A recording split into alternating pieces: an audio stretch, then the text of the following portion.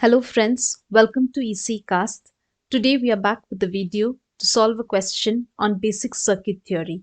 This question appeared in GATE 2013. It's a 2 marks question. So friends, let us read the question and understand the problem first. The question says, three capacitors C1, C2 and C3 whose values are 10 μF, 5 and 2 respectively have breakdown voltages of 10 volt, 5 volt, 2 volt respectively. For the interconnection shown in the following figure, the maximum safe voltage in volts that can be applied across the combination and the corresponding total charge stored in the effective capacitance across the terminals are respectively. So putting the question very simply, we are given three capacitors. They have their respective breakdown voltages.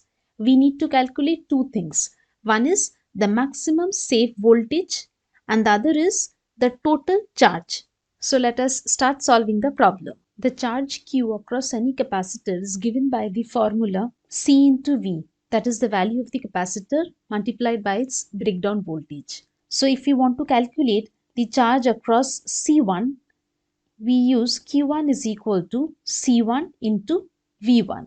Replace the values of C1 and V1 in this formula. We get 10 μF into 10 volts, which is equal to 100 μ coulomb. So we get the value of Q1. We use similar formula to calculate Q2 and Q3, that is the charge across C2 and C3. So the charge Q2 across C2 is given by Q2 is equal to C2 into V2. We replace the values of C2 and V2. We get 5 μF into 5 volts, which is equal to 25 μ coulomb. Similarly, for Q3, we have Q3 is equal to C3 into V3. Replace the values of C3 and V3. We get 2 μF into 2 volts, which is equal to 4 μ coulomb. So we have calculated the value of Q1, Q2 and Q3. We come back to the original circuit and we check that capacitors C2 and C3 are connected in series.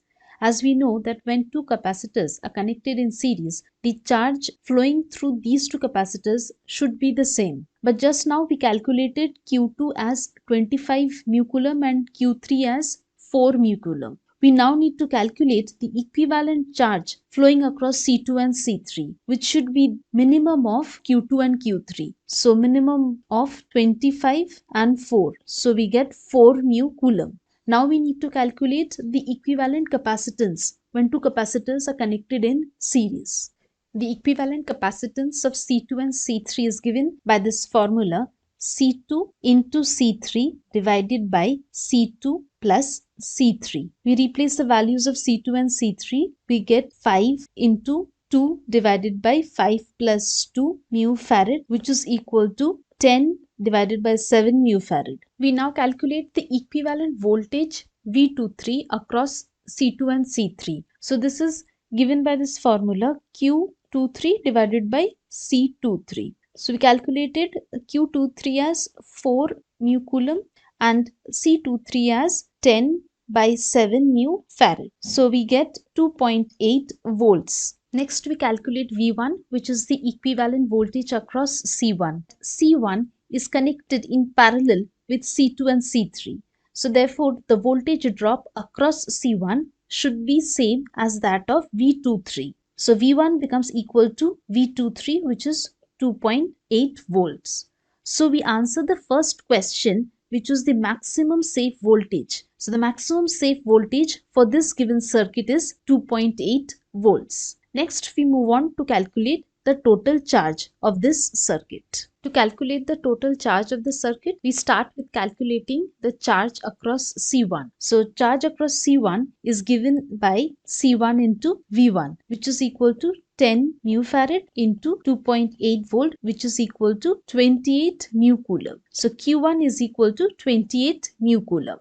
We now calculate the total charge of the circuit. We are denoting it by Qt. Qt is equal to the summation of Q1 plus Q23. We simply replace the values. Q1 is equal to 28 μ coulomb and Q23 has been calculated as 4 μ coulomb. So this is equal to 32 μ coulomb. Now we go back to the options that we have. We had calculated the maximum safe voltage as 2.8 volts and Qt is 32 mu coulomb.